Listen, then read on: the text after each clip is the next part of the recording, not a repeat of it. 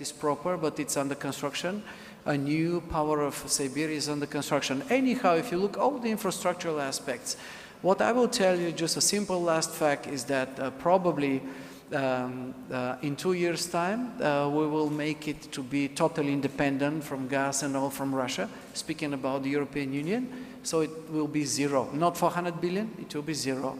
On the other side, of course, China, India, many other countries will try to balance. They will continue pay to the regime, and we will see. But I don't think they can, and they will, because of the lack of infrastructure, and also because actually China will be paying very different prices of what we pay as Europeans, very low prices. They will be ready to compensate the income of Gazprom. So it's a long-term game. It's a very, I have to say, untransparent, unfair. Nobody wanted to have those sanctions. Nobody wanted gas deliveries to be stopped, but it is where we are. We need to stand up to the difficulties of the moment. The only way to stop that war is for us to stay united, also on the gas front. And we are very grateful to, again, to the government and to the people of Azerbaijan. Last but not least, the European Union is moving to very ambitious targets, also including my country. Fit for 55 means by 2030, 55% will be coming from renewables, and want to be by 2050 totally and completely energy independent and zero carbon emission. That means that all the governments within the European Union now are making their 2030 programs and also 2050 programs with that special goals in place. So let's be ambitious, and beyond the crisis also do something for the planet. Thank you.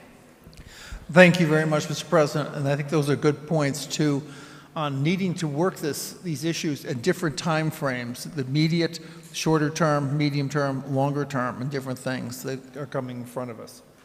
If I could turn the floor over now to Jean Batterschneider to talk and kind of bring other experiences from the industry and where things are going.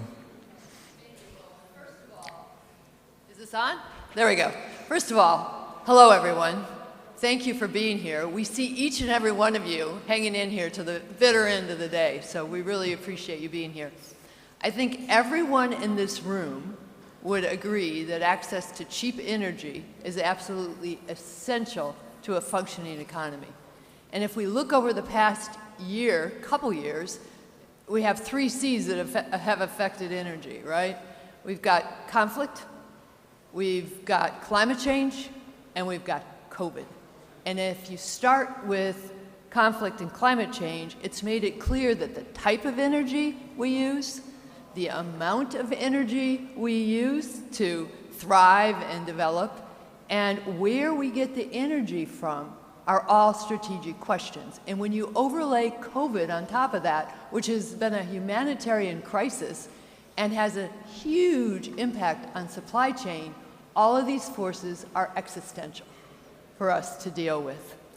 In my view, the transition to energy security in the medium term and the long term, picking up on the time frame idea, is the transition to green energy. The quicker we get to green hydrogen, green ammonia, made by renewable generated electricity, that means wind, solar, hydro, geothermal, biomass, yada, yada, yada, right? The quicker we solve the energy security issue and the quicker we solve the climate crisis. So the movement to solving energy security, the movement to solving the climate crisis has moved very slowly, and then the Russian tanks rolled into the Ukraine. And all of a sudden, this transition took on enormous proportions for the world. However, I talked about the medium term and the long term, and my friend at lunch, we talked about this. Given the speed needed to cut off Russian imports and the cost and infrastructure that it's going to take to bring on renewables, there's a need for a short-term, I don't know what that means, we probably wouldn't agree, but there is a need for a short-term transition based on fossil fuel. But what does that mean? There's a production side and there's an infrastructure side. On the production side of oil and gas, we should look for those projects that have the capability to ramp up fast, get a return, and not build additional infrastructure that will slow down the transition to renewables. That's where my friend and I might disagree just a little bit, but I'm sure we'll have a chat after this session. So we could come back to shale oil and gas. from existing fields and how we leverage those up. However, there's probably some need for new infrastructure in oil and gas, and we see it in Europe right now with a pivot to LNG. LNG is liquefied natural gas. It's really just natural gas that's cooled to liquid form, so it's easier to transport, etc. We see that pivot, in large part because people think it's clean. Well, it's 25% less CO2, but it also has a methane slip. Now, there's a lot of controversy about methane in terms of how you measure it and how much there is of it, but there is a methane slip, and it's much more potent than CO2. But we are going to see some infrastructure built. There are 28, hold me to the exact number, 28 to 30 LNG terminals in Europe, big ones and 8 or 10 small ones, and then if you overlay, there's about 22 to 25 new things in the mix, either being conceptualized or planned, 2 in Germany. We will see some infrastructure built. The point in the EU is to cut Russian gas. My friend here, the president, talked about the fact that it's $1 billion a day that Europe was paying Russia. That funds a lot of wartime activity, $1 billion a day. Now, the problem is that while we're ramping down, the US cut them off, the EU is cutting them off, the UK is cutting them off. At the same time, simultaneously, in the month of May, they reduced oil by 18%, while 4 refineries in India consumed all of that. So it was net zero. And Russia cut the amount from $122 a barrel to $35 a barrel. Well, that's not a fair fight. So you can see what's happening there. So I'm just going to end by pointing to what's behind me here, the challenges to the global world order, as I want to come back to that. I believe that the pivot to green energy can change the geopolitical landscape in a really powerful and positive way. Oil and gas is concentrated in fewer countries than you think. And that gives those countries a lot of control over importers. Remember the oil embargo of 1973? There are a few people in this room that remember it. I lived through it. Renewables exist in every biome except for the North and South Pole. Right? They exist everywhere. So renewable energy can democratize energy supply. It can decarbonize heavy industry in terms of using green hydrogen or green ammonia, and it can ramp up jobs faster than the oil and gas sector. So I'll just end there by saying that green energy can bolster the energy sector and increase security by reducing import dependency, mitigating price volatility, and boosting flexibility and resiliency of energy systems through diversification. That's it. I do want to talk about what we need to do with the developing world because we can't leave them out of renewable development, but I'll save that for another day. Thank you, Jean. And that's sort of the point, too, is we sort of make these presentations to sort of build off each other and the things which one of us isn't necessarily saying, pick up on it and sort of try to figure out how to sort of move these things forward, both in terms of Europe and globally. If I could turn the floor now over to President Klaus to get his thoughts on where we stand in terms of energy security and where we need to be going. Ladies and gentlemen, thank you for giving me the floor. I am very sorry that for this topic we don't have enough time, and that's at the end of the day, and no one is listening here almost. So it's difficult. I decided to throw away my prepared serious talk and say a few words. And the question of the title of the session was Today's Threats to Energy Security. So I would prefer to change the title a little bit. Is today's threats to energy security, are they surprising? That's the question as I feel it, and my answer is really no. And to my great regret, as an economist and politician who, after the fall of communism, liberalized prices and introduced a market economy, eliminated all the subsidies, I am really frustrated how the world looks like these days. And it's not just because of the Ukraine war, all the problems with the prices of energy started before the war. And I think it's a tragic mistake to repeat all of us are able to make the phrases about the tragic and the irresponsible and I don't know what war, Ukraine territory. But I think that was not the reason for the problems with energy, and we should say it very loudly, and that's impossible to close our eyes. So for me, as an economist, I am frustrated that after 30 years after the fall of communism, we are again living in a centrally administered economy when the prices are manipulated and quantities are manipulated by political decisions.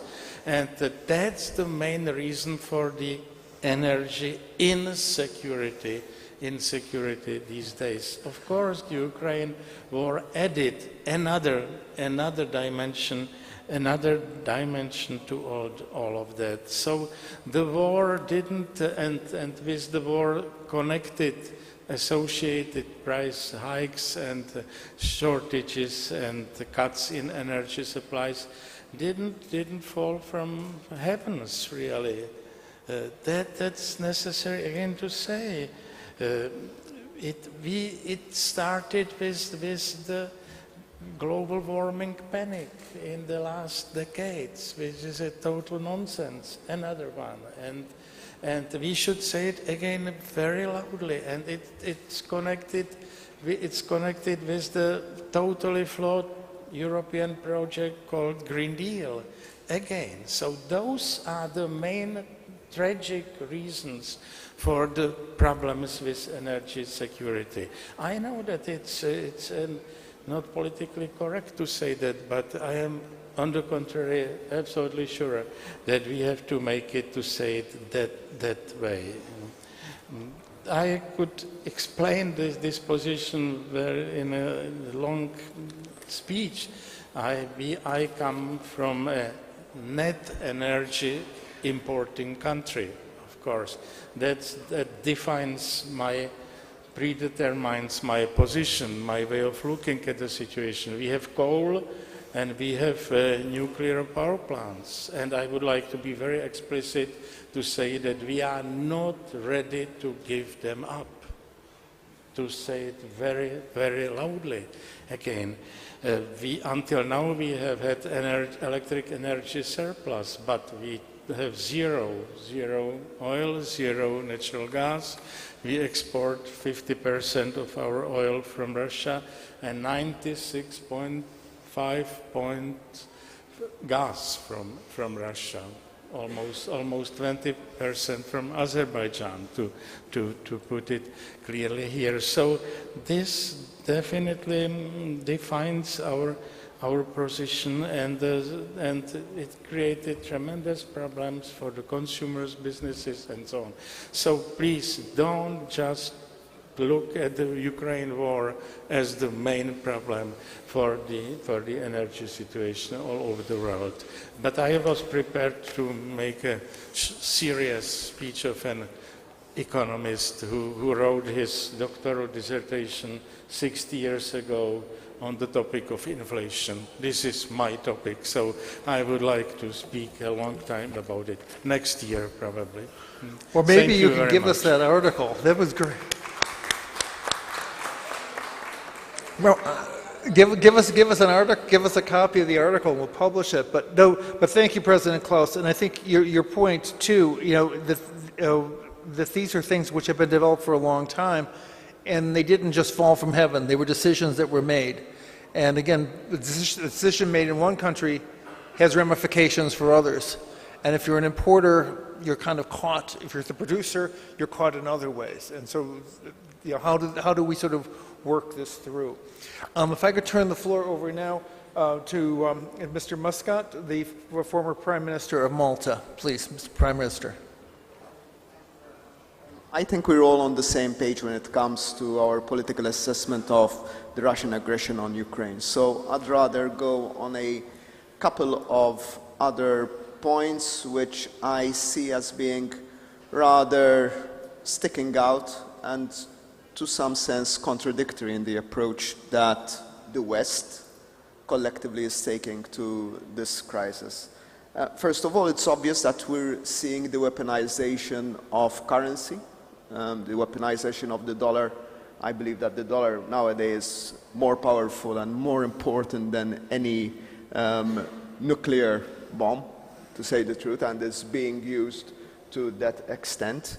We have, on the other hand, an attempt to have a new gold standard with the ruble put at a definite level with gold, an attempt at undermining that dollar hegemony.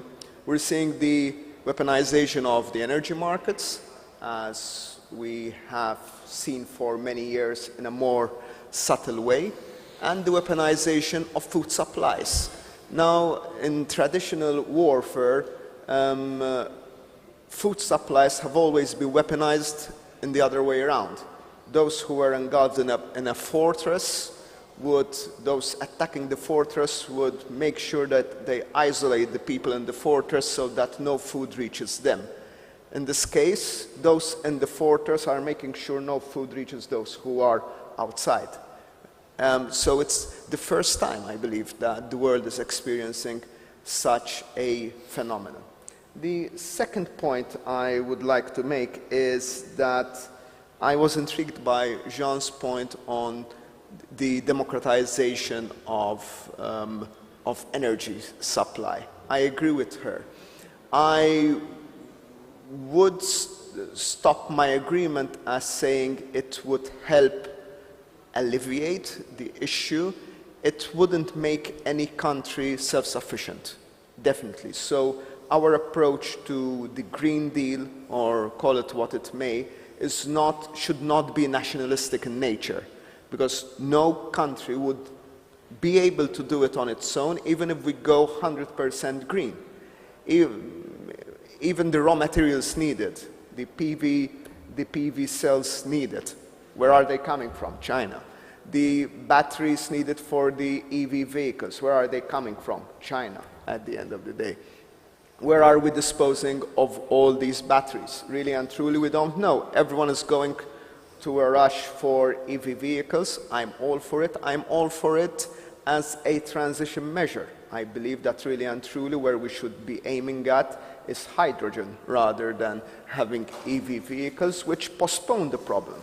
They limit emissions, yes, from our streets, but if the power stations used to charge those vehicles are powered by coal, as Mr. Klaus is saying, really and truly, where is it that we're moving ahead? So I believe that on this, there is a sort of fool's rush in where angels fear to tread, and this is a situation where it leaves me frustrated. My third and final point, and this is not to be seen as being critical of everything. I think there is very little that the international community can do right now that is not being done.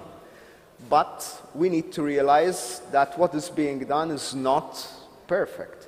So what is being done right now with the sanctions, which I don't think there is any other option but doing it, is leading to European consumers paying more, Russia getting relatively less, European governments paying more or having less revenues because they're cutting their taxes, and we're basically subsidizing China and India in their energy requirement, which is okay, but that will come back to haunt us eventually, and the key point should be that we need then to realize that the rules of social engagements cannot remain the same, as in the weakest in society would then still foot the bill, because the European Union would then say, there are state aid rules, we cannot do this, we cannot do that. Yes, but we are going in this direction, maybe blindfoldedly, but we're going in a direction where there will be long-term effects. And the final point,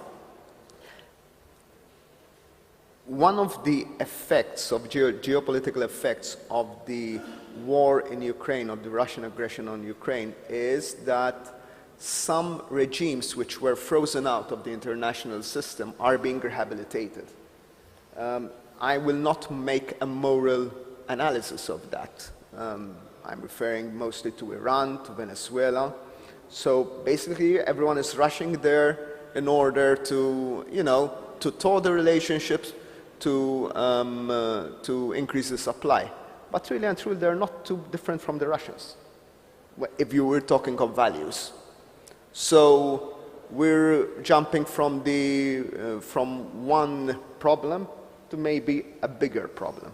So yes, these are short-term measures that we need to take, and there are very few alternatives to those, but definitely they will come to haunt us in the medium term.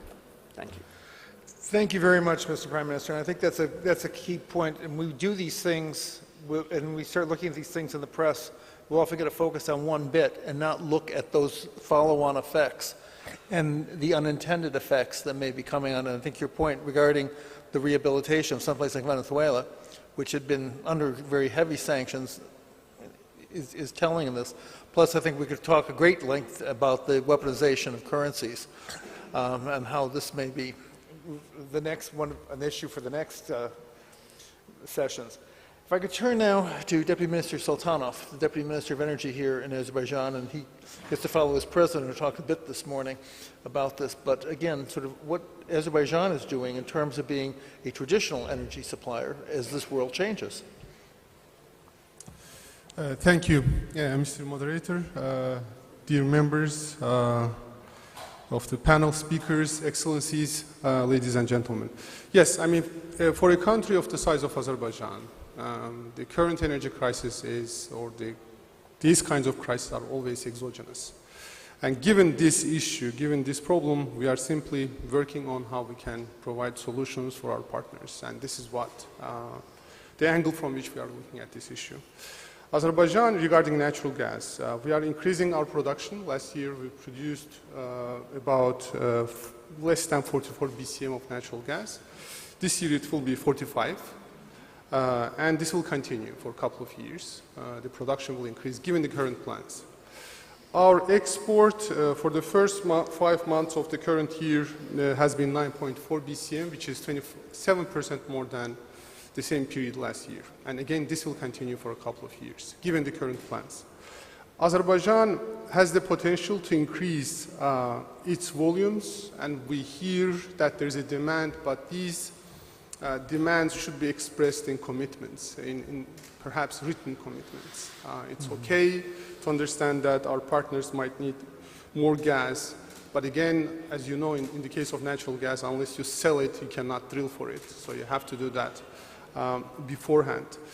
We have a certain dialogue mechanism with the European Union, and one of the issues, and perhaps the most important issue there, is about doubling the current volumes through the Southern Gas Corridor.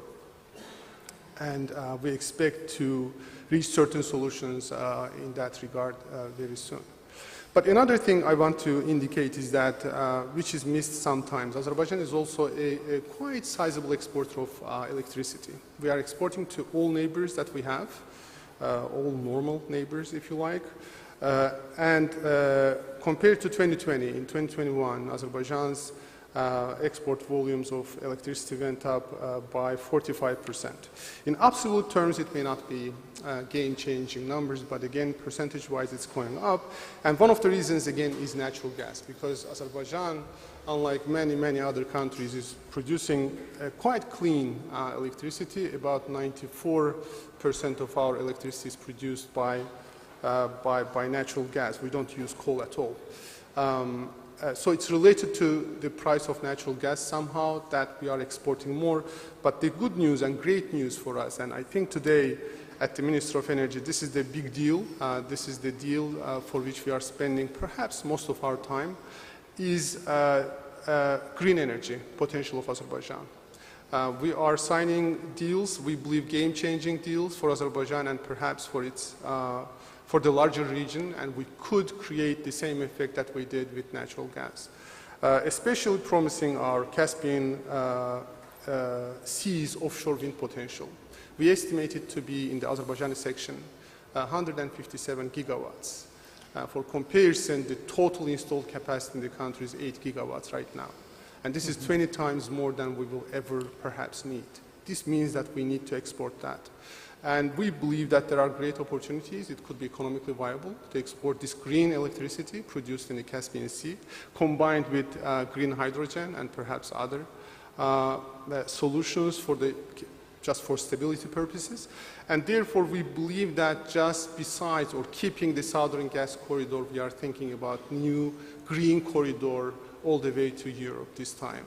And by the way, again, certain portion of that electricity could be turned to hydrogen despite the energy density of hydrogen being very low, but still this is pipeline, and pipeline gas is always cheaper. I'm sorry, carbon footprint wise is definitely a better alternative to LNG, and Azerbaijani gas, as you know, is pipeline gas. But to export this electricity to European countries, one of the best options is Zangezur corridor, the corridor that Mr. President, His Excellency Ilham Aliyev was talking about in the morning. And this Zangezur corridor, which is going to combine the mainland of Azerbaijan with its exclave of Nakhchivan through Armenian territory, because as you know, when the war started in 1990s, there were connections between mainland and Nakhchivan, but they were cut and blockade resumed by Armenian side. All the communication lines were destroyed, physically destroyed. We believe that that option, and we plan to integrate Nakhchivan's exclaves electricity system, grid system to mainland system with very high voltage lines, which could be a way to export excess electricity to Turkey and from Turkey to European countries. But again, as Mr. President was saying, the promises should be kept, right? The students of international relations know this phrase very well, pacta sunt servanta.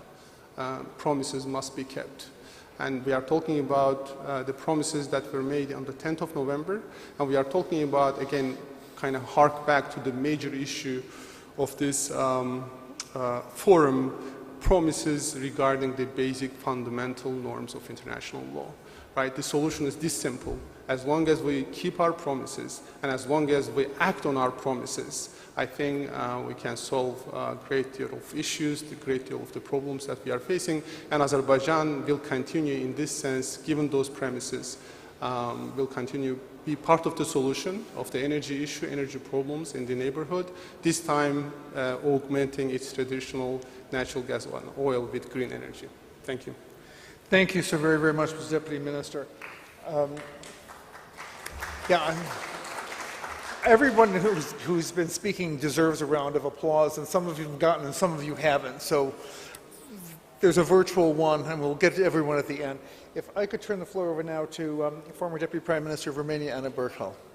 Thank you so much, Robert. Just to pick up a point that was said earlier by Deputy Minister of Energy, President Aliyev is keeping his promise when it comes to the energy, and we feel it in our part of the world. And yes, it is important and critical all the time to keep your promises, but especially during very challenging times. So with that in mind, please allow me to say that it's very happy time to be back to Baku and to see all of my friends here.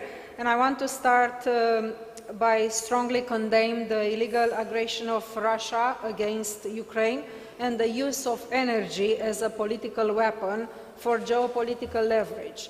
Two things instrumented by Putin. And there were some of us in our region who said this many years back, and unfortunately we were right, even though we wanted not to be right.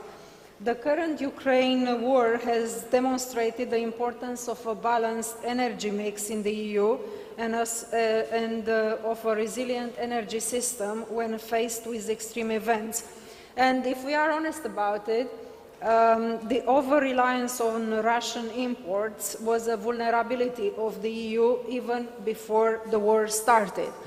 And yet, again, there were countries such as Romania, but all the Central Eastern Europe countries my friend from Bulgaria was mentioning earlier, we were alerting and we were preaching and we were asking to take the energy away from Putin's hands because he was using it as a weapon. And we are witnessing this as we speak.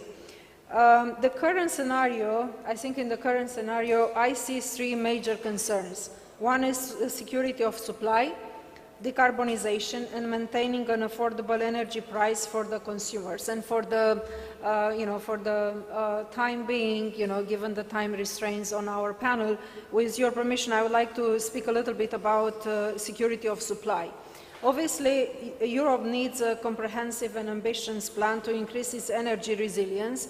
For this, we need a balanced energy mix in order to achieve energy security, because energy is not just an economic issue, it is a security issue.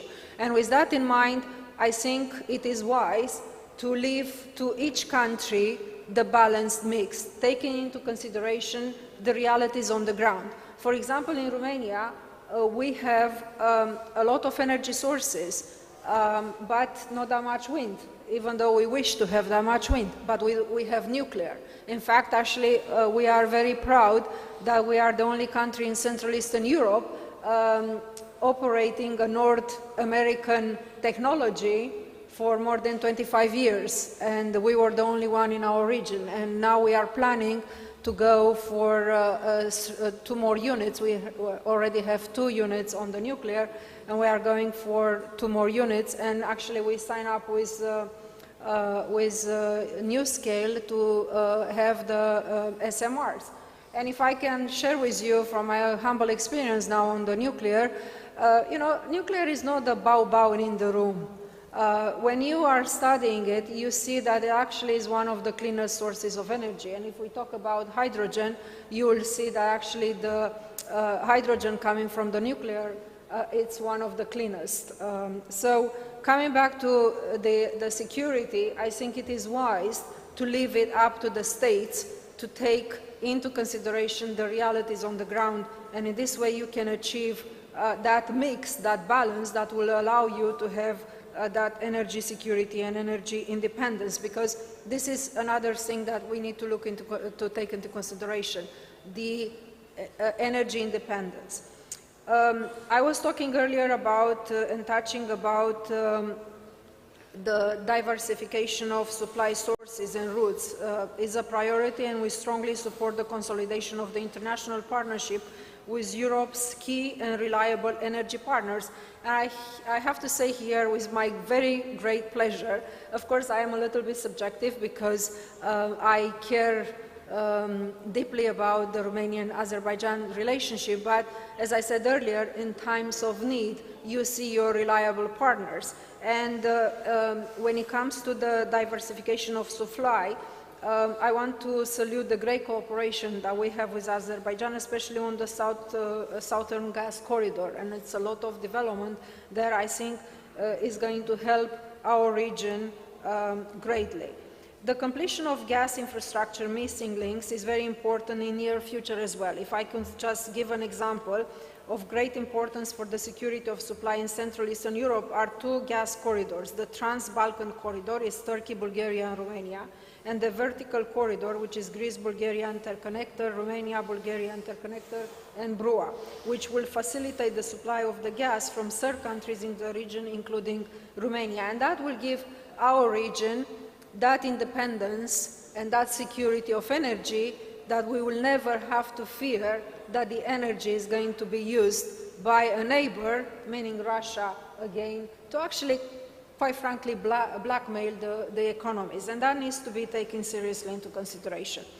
I will, with your permission, Robert, I would just say 3 key words in complementary.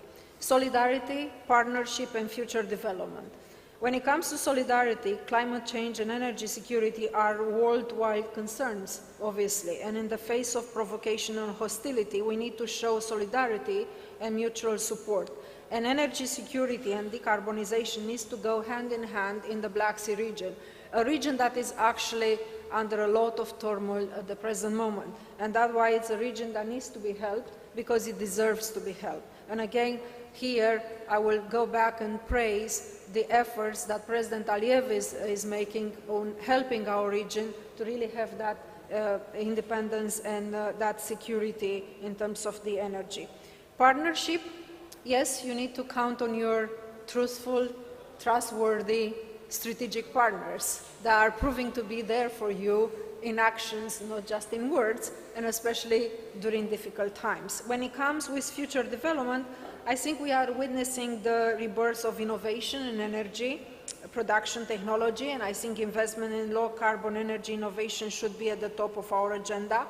And from that point of view, I think hydrogen should be color-blind and include all low-carbon energy sources if we are serious about climate change objectives. Hydrogen, as I said earlier, from nuclear, for example, will have the benefit of reduced costs due to the full-time operation of the electrolyzers. We need to ensure the low-carbon hydrogen is reflected in the EU policy going forward. That's very important as we are witnessing now the discussion about the taxonomy, and we will have an important vote on July 11 in the EU Parliament about the taxonomy.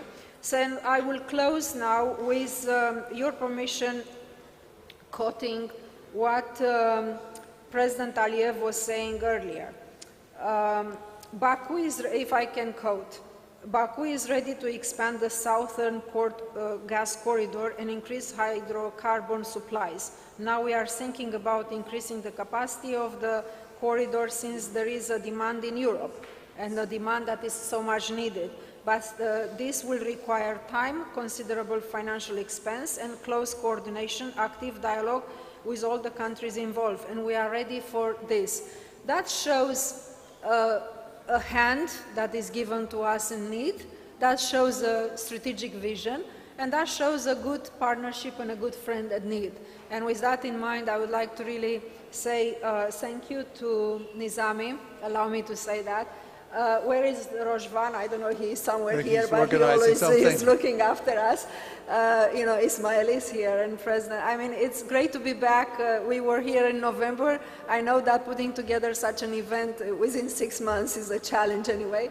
So Rojvan, wherever you are, thank you. Huge thank you for looking after all of us and each of us. And it's really, really great that this platform is discussing such great and timely topics. Thank you. Thank you. Thank you very much. Well, in looking at this panel and the things which we've thrown out, there's a huge number of issues here to be pursuing. But I think we have been primarily, I hate to say it, kind of Euro-North Hemisphere centric. I realize Azerbaijan is the chair of the non-aligned movement, but I'd like to maybe turn this a little bit now, turn this over to Madame El Haiti. From Morocco to sort of give another view of what's coming at us, what we should be worrying about in terms of energy security, and not just, again, as pressing as today's problems are, what are the other things out there that we need to be worrying about so we don't make the same mistake or can avoid making the same mistakes that we've made before? Thank you, Robert, and I would like to join the previous speakers and to thank the Nizami Ganjabi International Center for the invitation. I'm indeed very happy to be here. I have the difficult task to speak at the end, so I need to avoid repetition and to bring new ideas to the discussion. And for that, I will not read my speech because many of what I have prepared was said already by the Prime Minister and the President of Bulgaria. I will tell you a story. I was in 2015 in the United Nations working for 2 years to prepare the SDGs. And then all the nations of the world came in September 2015 and under the banner of ending hunger in the world, all of them, no one of them, question one goal of the SDGs or voted against. The SDGs were adopted by all nations. The 17 goals were adopted very easily because we all agree that everybody or every human being has the right to have access to water, access to health, access to safe environment, access to energy, etc., etc., and you know the goals.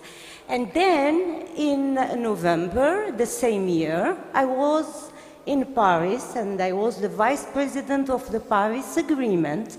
And that year, we were negotiating for the 21 years the Paris Agreement. It took 21 years to be adopted.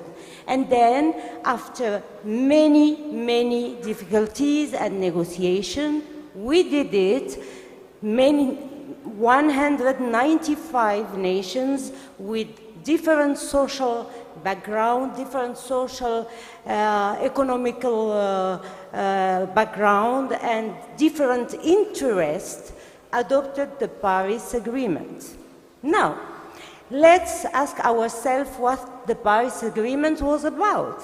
It was about a global transformation, which means transform our way of consumption, manufacturing, building, transport, and energy consumption, and the system mix, energy mix. You will tell me what we have done since 2015. Did we try to reach the objective of less than 1.5 degrees C, which was fixed in Paris? I will tell you, unfortunately, we did nothing. CO2 emissions are in a constant increase since the Paris Agreement. Subsidies to fossil fuel are in constant increase since the Paris Agreement. We are still using fossil fuel as usual. We didn't change. Many things good happened since the Paris Agreement, and here I will be positive. The Paris Agreement created a new dynamic. We got the civil society involved. We got inventors involved, business involved, territories involved, car manufacturers involved, and technology has evolved since the Paris Agreement. And now, what we have renewable, which are very competitive with fossil fuel. Even in the Emirates, the kilowatt-hour of solar energy is less expensive than coal energy. Now, today, hydrogen, the technology is mature, and 14 installations are undergoing in Spain and Africa, under the leadership of the President of the African Union, we launched the initiative of hydrogen in Africa. So technology, low carbon technology, is moving and evolving. But what politics have done? They have missed the opportunity to speed up the energy transition, and we are paying the bill of our dependency to fossil fuel from Russia. And today, Europe is paying, as Mr. President said, 400 million euros to Russia to buy the gas. And the sanctions will not work. Why? Because Russia can redirect its market to other markets in the world. And we missed the opportunity to put a price on the carbon, because if we have put a price on the carbon, Russia will not win what it's earning now, and this is very important. Now, what are the possibilities? I know, and Mr. President said it, that the EU is working on a huge portfolio of renewable, of mixed energetic. They pledged already that they will stop fossil fuel purchases from Russia by the end of the year or in 2 years. I think that will not be an easy task. It's very complex, but what I hope that this devastating war, which is the invasion of Ukraine, which is killing people, young people, which lead to migration of more than 7 million people outside their own country, will help and will serve humanity to indeed switch from words to actions and implement a real green transition. And let me end what I want to tell you. We are living in a very connected world, very interdependent world. We cannot change it. It's too late to change it. And this independence is the origin of our vulnerability. When there is a war in Ukraine, it's not localized. When there is a war in the sub-Saharan region, it's affected Europe, and it's created waves of migration to Europe and attacks in Europe. When we had the war in Iraq, it causes a huge damage in the United States. And now that we have this war in Ukraine, many millions of Africans are at the risk of dying because of food insecurity. So when Europe is thinking about solutions, the solutions are not localized in Europe. They are transcending borders and affecting humanity. And the solutions for such, I would say, global challenges, we need global solutions, and we need more solidarity, more international cooperation. Thank you so much. Thank you very much. I appreciate and apologize again for the need to sort of try to shorten the time for speakers. There's a huge amount of stuff that came out in this conversation. And I think a couple things that sort of hit me right off the bat. I'd like to get some questions from the floor. But I think in talking about energy security, we hit on a number of other areas of economic security. That this, in a sense, is a sort of basis for a lot of other discussions, whether it's the future of currencies and how currencies might be used, if it's the idea of how countries need to develop their own security packages in terms of energy, take the sources that work best for them, realizing the impacts that a decision in one part of the world may have in other parts of the world. A number of things that came across. But one thing, before taking a question from the floor, I'd like to sort of come back to something that came up in this conversation with Deputy Minister Sultanov, and I know we've talked in other parts of the world, Central Asia and so forth, this idea of exporting the electrons, not the molecules, but the electrons, exporting electricity. Now, in building the Southern Gas Corridor, there was a huge or very large international effort on this front. It involved companies, it involved banks, it involved the international financial institutions, it involved various governments, different parts. In looking at this, and I think there were some talks about trying to sort of connect Morocco into the European grid. In going forward, do we need to try to get another sort of international, I'll use the term consortium because I can't think of a better one, to sort of help drive this kind of electricity grid interconnection? Is that something that would be helpful? And I'm going to start with you, Mr. Deputy Minister, because the idea comes from your speech. Yeah. Excellent question. Thank you very much. And I will kind of digress a little bit and tell you that actually for the expansion and extension phase of the Southern Gas Corridor, and we are thinking about doubling it, we need exactly the same kind of mobilization of political entities, of international financial institutions. We need administrative and financial easing or facilitation, otherwise it will be very difficult.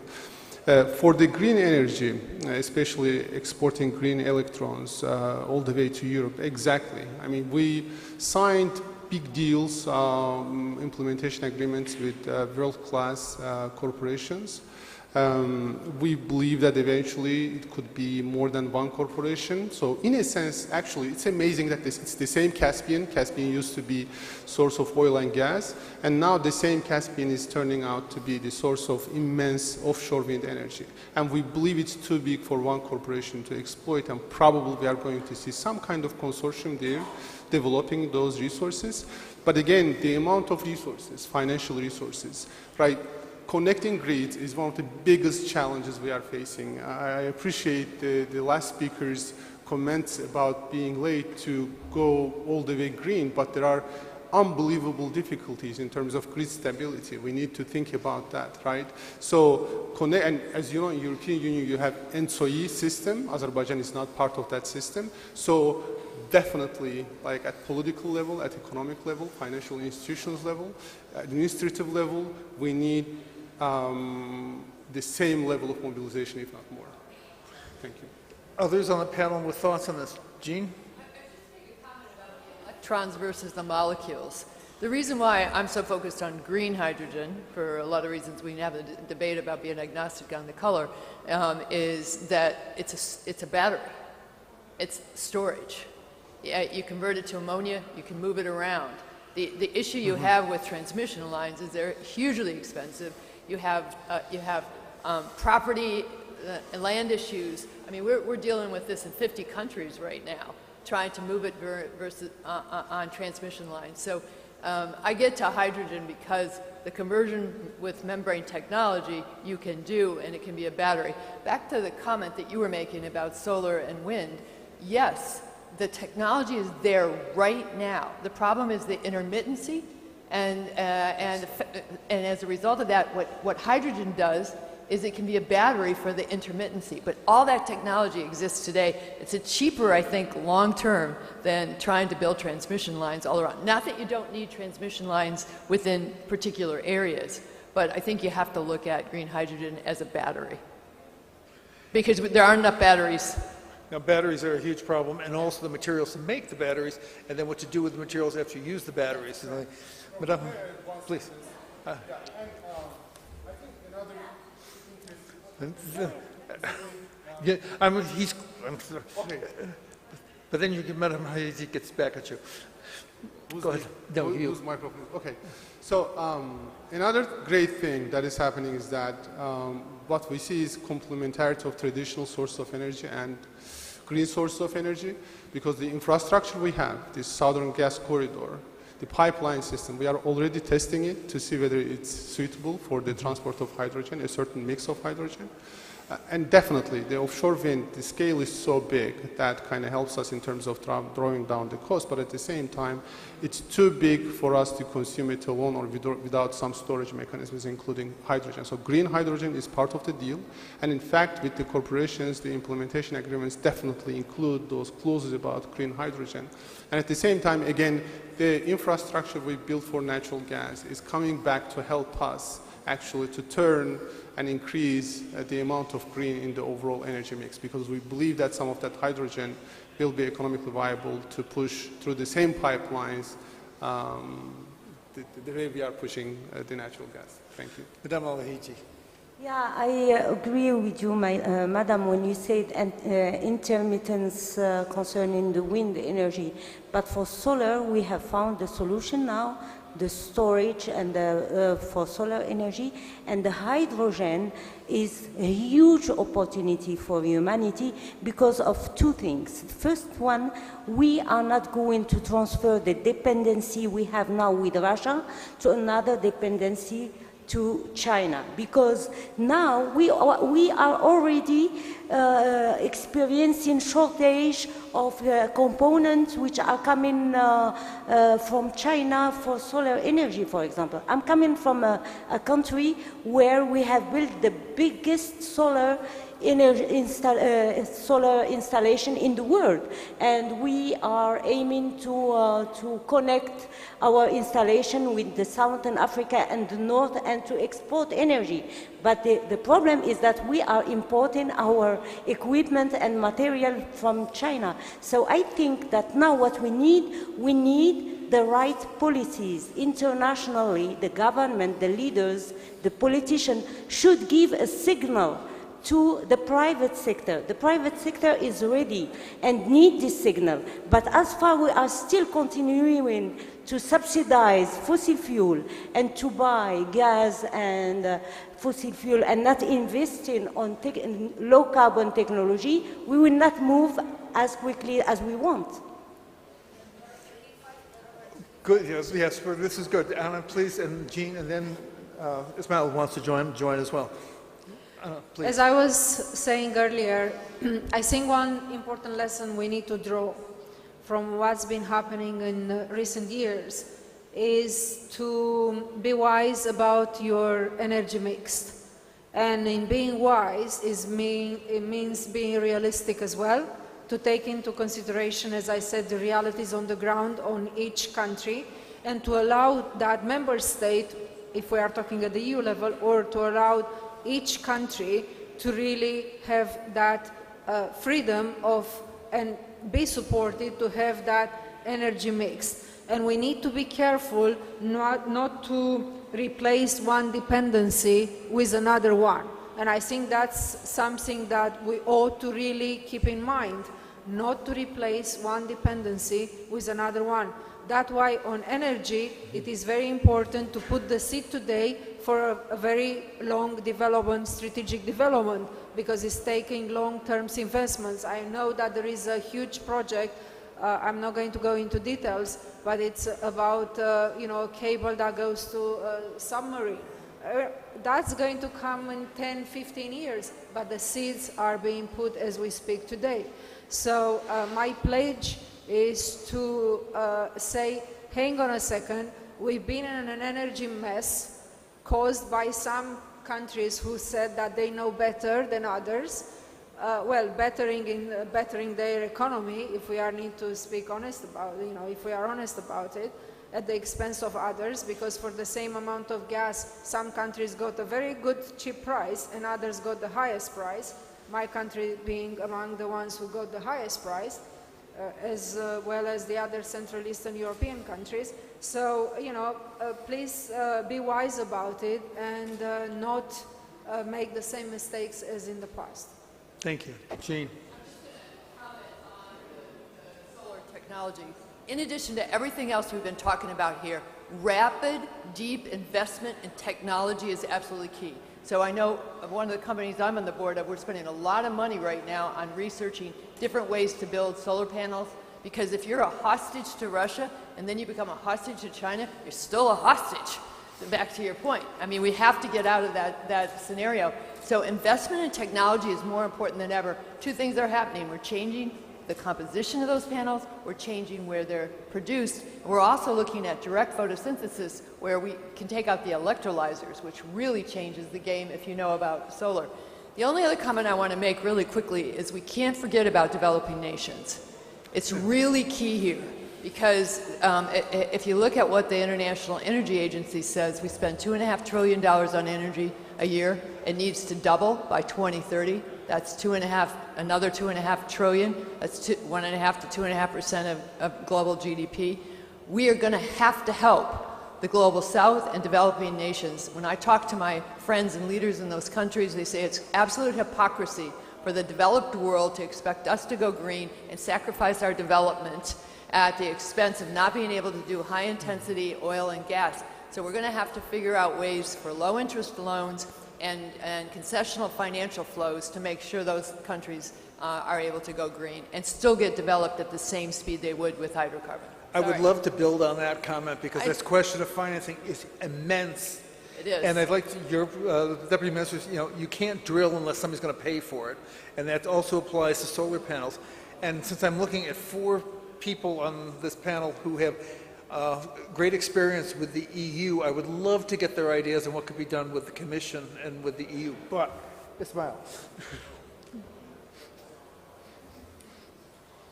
Somebody get him a mic? I don't. Do you have a mic? Oh, here comes one.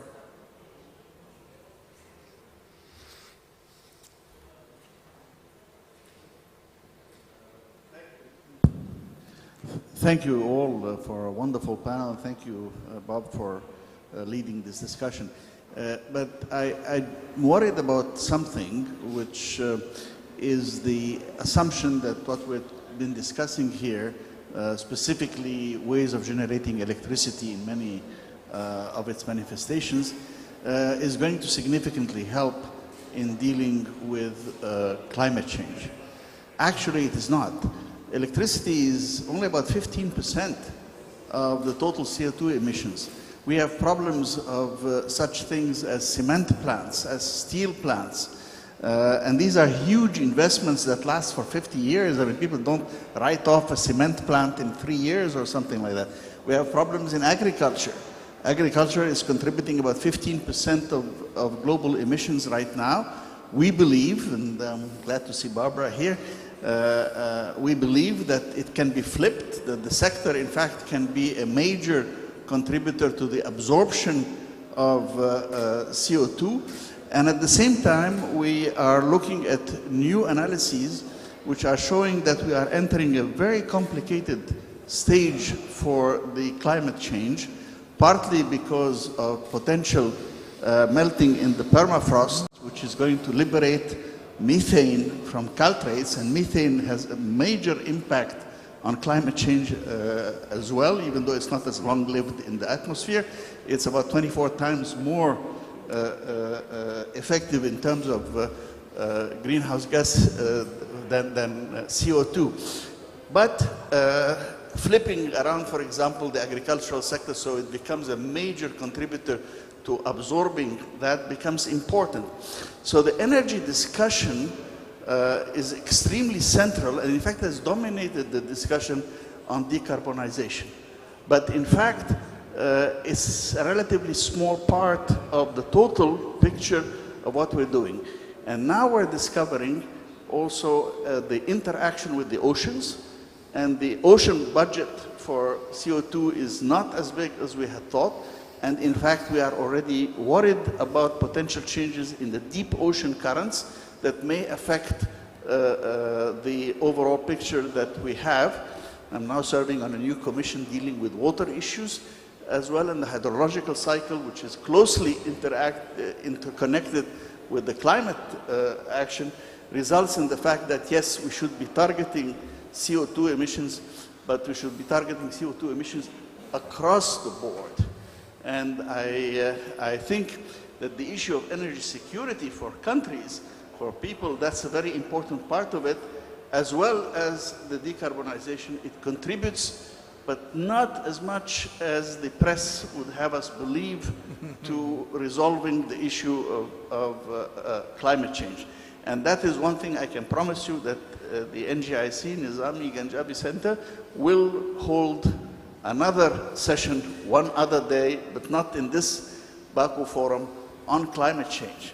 And I'm happy to remind you all that in Egypt this year, my country, in Egypt, we are welcoming the COP27 for CO2, hopefully to do more than was done in COP26. And the focus of COP27 is implementation. Yes. So you can't just get away yes. with what you said you were going to do. She's right. We need to do a lot more. There is tons of quick speed dating. Dr. Ismail, you are right when you are talking about electricity. Electricity is 15%. But when we are talking about energy, we are talking about business, industries, pumping in agriculture. We are talking about more than 60% of CO2 emissions. So it's a big deal, and it's why I was talking about the global transformation. And you are right, we have to decarbonize everything, but energy is a big deal, and we should focus on it. Thank you. If I can just, we got to move things from the gang here, so the setup. And thank you for the invitation. But I'm not going to let this panel off yet. I don't, I'll move chairs if I have to. I'd like everybody to have, we've sort of thrown a lot of things out here. No one's had the amount of time that you wanted to have or should have had to be able to go into these things. I'd like to just go down the row here with just your final thoughts on what you've heard from each other and some things to maybe take home or to be the fodder for tonight's dinner conversations or over drinks later. So I'm going to start with Madame Haiti. I wanted just to thank Dr. Ismail for the invitation to COP27. We were good there, and I hope that Egypt will lobby for the adaptation, because now we should not understand adaptation like we used to do before. Adaptation is now necessary for more sequestration of carbon. It's not only a question of the survival of the most vulnerable, but adaptation will help the developed world to sequestrate CO2 emissions. So I hope that Egypt will manage to lead this idea. Thank you. Okay. President Klaus, you are the one who is most shortchanged. I'm really slightly surprised, you know. We have heard here that there is an energy mess. I agree fully. But the mess is created by the global warming alarmism, which is really unnecessary, wrong, and I'm surprised that no one else is saying something like that. This is for me a unique grouping of people, because this is not what I hear and what I see normally in my life. So don't try to play games with the market, with the prices. Communism gave us tremendous lessons that it kills the economy, kills the rationality, it kills freedom. Please, let's try to think twice about it. Well, and anybody who doesn't believe that the market has a factor, please note today's Reuters prices for Brent crude, because they're being determined by supply and demand. Adam Smith, unfortunately, still has the last say on that front. Mr. Muscat. Well, I think if there was one good thing that came out of the aggression on Ukraine, is that it cured COVID, in the sense that since the beginning of the invasion, COVID is off the agenda, even though the numbers in many countries is actually higher than the numbers than they were before the invasion. My point is, we need to be governed by policies, not by media frenzies. This is a real problem, as COVID was a real problem, and it cannot just be our attention span cannot be just the attention span of the cycle of the news. Seriously, if there was one good thing that came out of the current crisis, is that the European Union rediscovered, finally, its Mediterranean vocation, looking at the Mediterranean as one of the places it needs to invest in, not just the North Africa, but the whole of Africa. We're arriving extremely late. We're too bureaucratic in the way we handle all this when faced with other players, global players, but at least there is some sort of realization. Thank you. Mr. President, President Aliyev. I would encourage all the governments, including with civil society, with industries, to make a long-term plan.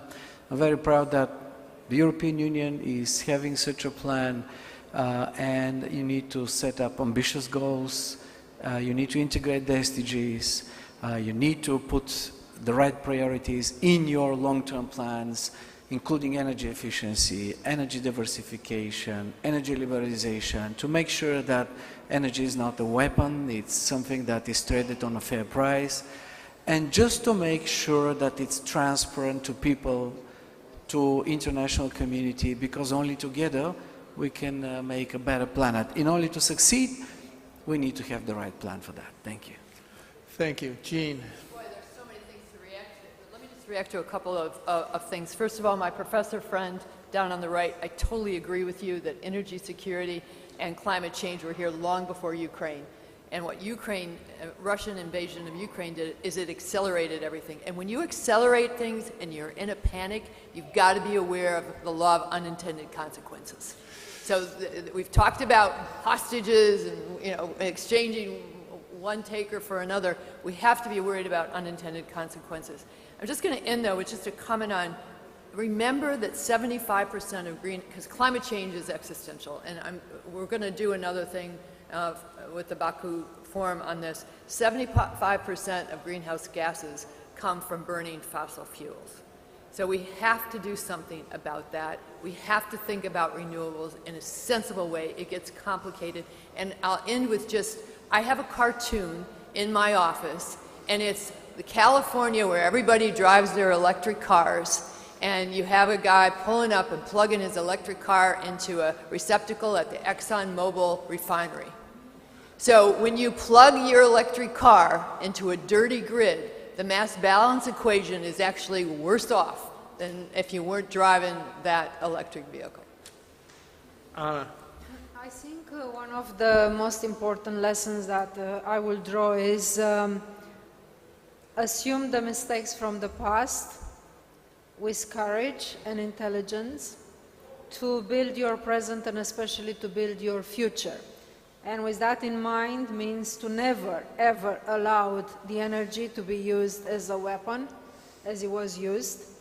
The independence on Russian sources is not impossible. In fact, it is very possible.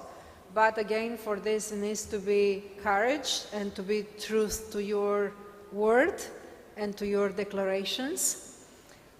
You need to continue to rely on your trustful strategic partners. At time of need, you really see who are your partners. And again, I'm not just praising for the sake of praising Azerbaijan and President Aliyev, but he's been proven, and Azerbaijan has been proven to be a trustful, reliable partner at need, who didn't play with the energy. In fact, is handing out a hand of help to countries from our region.